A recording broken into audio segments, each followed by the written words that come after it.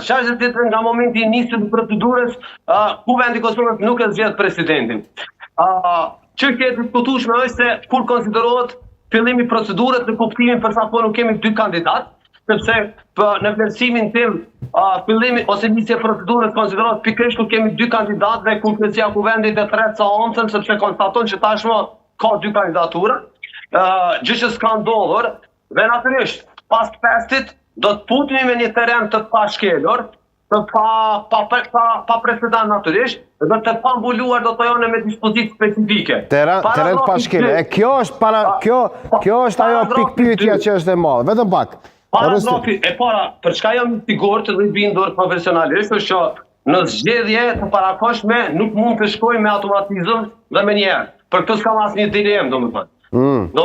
Prita, ka dilema, vetëm pak, Rustemi, qëndro se tani mund të marrësh ndonjë këshill të vlefshme për nesër nga zoti kryeziu. Jo, këshilla, por mbas ta përfundoj pak, shkurt edhe pastaj edhe hapëm diskutim.